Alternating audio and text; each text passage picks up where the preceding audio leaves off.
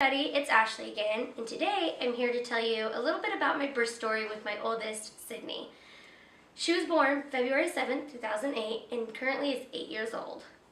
So I have some notes I'm going to be reading off because it was over 8 years ago, and I've had 3 kids since then. Yep, that's a total of 4 girls.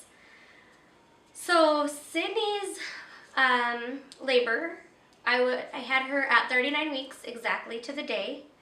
I had went into the hospital earlier in the day. Being my first baby, I thought I was having contractions. My husband was at work, and I had my mom take me to the hospital. I go into the hospital, and they tell me, no, you're not contracting. You probably have a while. It's your first baby. And I'm thinking, well, okay, I guess they're right because, I don't know what I'm doing. So, of course, like every woman that gets sent home from labor and delivery, I was throwing a little fit, and I told my mom, let's go to the store and get candy. I'm sitting on your couch, I'm not moving, and I'm watching movies all day. So it was around Valentine's Day, and we went to Walgreens after we had left the hospital. We go to Walgreens, I'm with my 2 sisters and my mom, and my mom's getting all this Valentine's candy for all different things that she wants it for, and I'm walking in the store, and this pain that I'm feeling is pretty irritable. And again, I'm like, okay, well, apparently it's not contractions because that's what I was told by labor and delivery. So I go and I walk around the store, and I'm just kind of walking, and I'm with my sisters, kind of just looking at things, taking our time. We get up to the register, and there's about 4 to 5 people in line, my mom being in the back of the line, and my sister and I being 2 people in front of her, getting ready to check out. There was 1 person in front of me. And we're buying our own things that we had picked out in the store, and I'm about to go put my stuff on the register, and I looked at my sister and I said, if our mom does not hurry up, I'm going to have this baby in the store. And right that moment, my water breaks. I hear a pop, I feel a pop, and it is all over the place. It wasn't a trickle, it was a whole blowout water break. So I tell my mom, my water just broke, and my mom said, Ashley, that's not funny. And my sister said, no, I heard it, her water broke. So my mom hands the stuff to the cashier. The cashier's mouth hits the ground, and the old man behind us, poor guy, was just in a blank stare. Nobody knew what to do. Nobody knew what to think. Nothing. They were shocked. So we hand our stuff back to the cashier, and we get out of there. So we go get my mom's car, and I sit in the passenger seat, and this water was everywhere. I was wearing jeans. It was super uncomfortable, and it was just all over the place. So, of course, we weren't prepared. We didn't have plastic bags to sit on, towels or anything. My mom's house was right down the road, so we had to go drop off my sisters at home so my mom could get me to the hospital and not have to deal with extra people being there until we figured out what was going on. So we go run, drop off my sisters. I don't get out of the car, I stay in the car. We get in the car, go, head to the hospital. The hospital was anywhere between 25 and 35 minutes away, depending on traffic. At that point, it was work traffic, so my mom's trying to get there, and I kept saying, I need a sign that says, move out of my way, I'm in labor, because it seemed like everything that could happen was happening. Everybody was in our way, or so it seemed, because of course, I was in labor. I didn't really feel any contractions at that point. I think I was too focused on my water being everywhere, and I was extremely uncomfortable because who likes wet jeans? So finally we get to the hospital. My mom lets me off at the front door, and on the way to the hospital, I called my husband at work. When I called my husband at work, of course, they were extremely busy at the job he had at that time, and they say, hold on, I'll get him for you. And I waited for probably 5 minutes. They come back on the phone and they go, he is really busy right now, can he call you back? I said, well, no, my water just broke, I need him to come down to the hospital. So they're like, oh, okay, and they hang up. So then he calls me right back, to confirm that. And so finally I get down to the hospital. He's going to meet us there and whatnot. And I go, and at the hospital I was delivering at, you had to check in through the ER because the labor and delivery rooms are on the 14th floor of this hospital. So you check in through the ER and then they take you up for liability reasons. So I get in there, I check in, and they were like, you're really calm for being in labor. And I go, oh, okay, but what I was really thinking was, well, I'm not going to be calm if you don't get these jeans off of me. Please just take these jeans off, because that's all I cared about. They were rubbing against me, they were super uncomfortable, and they were soaked. As I remember walking in through the ER doors, and there's these ladies sitting on this bench, and I hear them say, and I'm, waddling back and forth, I hear them say, well, she's in labor. And I kind of just laughed to myself because, yeah, it wasn't uncomfortable, it was the jeans that were bugging me. So they put me in a wheelchair, get me all checked in, wheel me up, and I had to laugh because the nurse says, well, we still have to check if it's your water. And I go, it's all over the place. There's no way I peed this much. So they still check. They have me sit on the toilet. They check. If the Q-tip turned blue, then it was your water. If not, then obviously it wasn't your water. So, of course, it turned bright blue right away.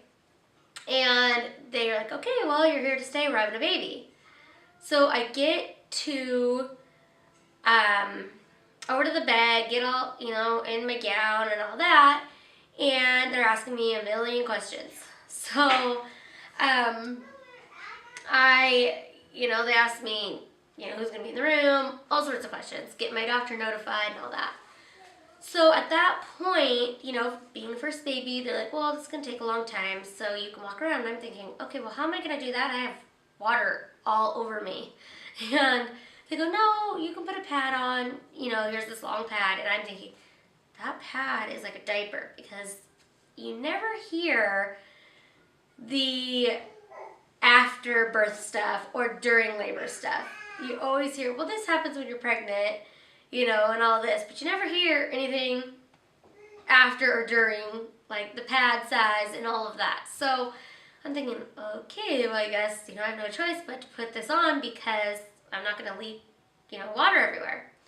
So I put it on, and they're like, well, you can go walking, we're going to monitor you for a little bit, and then you can go walking. So I do that. And I didn't know how fast or how slow it was going to go. So I'm telling my husband, like, hurry up, get down here. And he had to go home and get out of his work clothes and all that. And I'm like, just hurry up. And by the way, he wasn't my husband at the time. We didn't get married until a year after that. So, he finally shows up. We walk the hallways and all of that. And things start, progressing pretty fast. And I can't tell you the times anymore. I don't remember. But things did progress pretty quickly. For a first baby anyway. So I decide, okay, I'm going to get the epidural, and at this time, they're like, well, there's another lady, that's getting it in front of you, and I can feel things starting to pick up, and I'm like, okay, well, how long is that going to be? And I'm the type of person, when I'm in labor, I'm actually really nice. I know that they, as nurses, are trying their best to please you, and, you're their patient. They're trying to make everything super comfortable for you, even though you're in a lot of pain. So I try to be nice and respectful. So I'm like, okay, well, let's, hurry it up. So finally I get my epidural, and they give me a lot of the epidural. So I was numb for a long time after I delivered. So at that point, you're stuck in bed. So I was stuck in bed. And actually the entire time, because they'd given me so much epidural, I was completely comfortable. And I did not feel a thing nothing. So I'm laying in bed, I'm on Facebook, I'm on, email, and I'm talking to my family and updating everybody, and I'm totally fine. And to the point where when I was at a 10 getting ready to push, I put it as my Facebook update. So it was just easier to update that way than write every person in the family that this was going on. So I found out later on that the machine that they hooked me up to that was checking for contractions was actually down. so it wasn't working. So no wonder why it was not reading my contractions. And to back up a little bit, when I was checked at the hospital earlier in the day, I was only a 1. So I did not think I was going to go into labor for anything. So I'm making sure I'm getting everything on my notes. So I don't remember, everything, but it was finally time to deliver. I pushed for an hour and a half, which is a very long time and very tiring. And I guess that's pretty good for your first baby from what I hear, but it was tiring, And so finally I delivered, and she was born at 3:16 a.m. and we had all guessed what time she was going to be born and her size. And my husband was almost right on the time. He was like an hour off. And so he was all excited about that. So, yes, I delivered her at 3:16. She was 6 pounds, 2 ounces. Really tiny. She actually was my tiniest baby, and she still is really tiny. And it was just, amazing. And so this first baby, I'm like, okay, they're gonna put her on my chest. They did all that. My husband cut the cord, and it went really smooth. So that's as much as I remember from hers. Now, I stayed in the hospital for a day or two, and fast forward to 12 days postpartum. Now, I don't want to scare anybody. This is not a normal thing to happen. This only happens to 12% of women from what I was told. Sorry, my phone's going off. I went home, and my bleeding had stopped, from what I thought anyway. The bleeding comes and goes for a lot of people over the course of 6 weeks, and sometimes longer.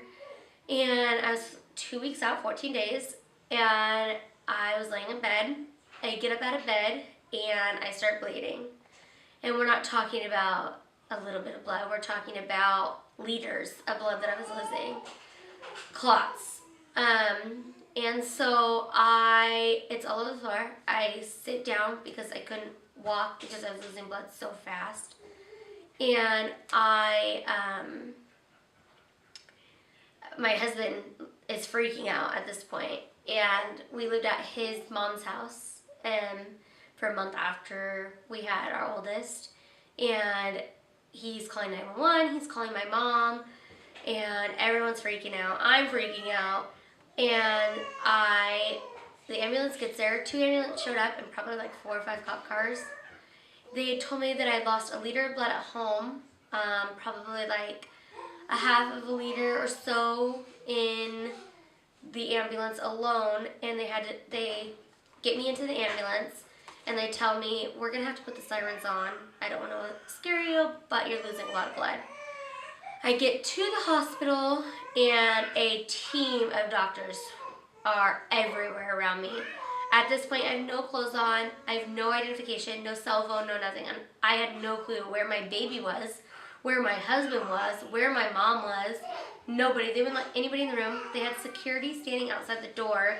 My mom told me that she kept trying to come in. They would not let her. They told her that if she tried to come in, she was going to be asked to leave the hospital. And it was just crazy. They were shooting me with all sorts of medication. I can't even tell you what, in my legs. They had me on about 5 IVs, 5 bags of things through the IV. And one of them I ended up being allergic to, and still to this day I can't tell you which one because I was on so many, they didn't know. And it wasn't a reaction where it was dangerous. It was just kind of hives, and they could give me something to take that away. So I needed the IV bag more than I needed to be taken off of it because of the hives. So they had my OB come in. Well, it was a midwife. I had a midwife at that time. And they had her come in and do a DNC while I was awake, which I did not find that out until later on that it was a DNC that they did. I didn't find that out until I was having my 3rd baby, when they went back over the records. So they got all the clots out, they got my bleeding to stop, but they told me, well, you have to stay the night in the hospital and you cannot take care of your newborn. Now me, being a first-time mom, I'm like, no way, like I'm not leaving my newborn with somebody and not leaving her at home, like no way. So they let me bring her. I had to sign consent stating that I would not get out of bed to take care of her, that somebody would stay there with me to take care of her. My husband had to work, so I had to have my mom stay with me. So my mom stayed with me and took care of Sydnee. And they had me on all sorts of medication, and that was about it. So I was on bed rest for about 2 weeks after that, and I couldn't hardly take care of my newborn because they're too afraid that that was going to happen again. So since then, I've had 3 kids, like I said, and I've been on medication every time after delivery now due to excessive bleeding every time. I won't get too far into that. If you want to know more about that, then let me know and I'll do a separate video on that because it's a lot. But that was my postpartum story too. So don't let that scare you. It doesn't happen often. I found out later on, I forgot to add this, that it was part of my placenta that was still in me. And that causes a lot of issues. That's why they inspect your placenta once you deliver, because they need to make sure that there's nothing in you. So that is about it. That's my birth story for Sydnee. I will be doing my birth story for Morgan, Allie, and Brooklyn. So look forward to those. And like I said, if you want to know more about my postpartum, you know, through all the deliveries and the bleeding issue, then let me know and I'll do a separate video on that. Thank you for watching, and thanks for following our journey, and hit that subscribe button if you want to continue to get alerts when we post videos. I'm going to try to be very consistent as I can be with 4 kids. But you guys liking my videos and staying subscribed really motivates me to continue to put out new content. So thanks again, and see you next time. Have a great day. Bye.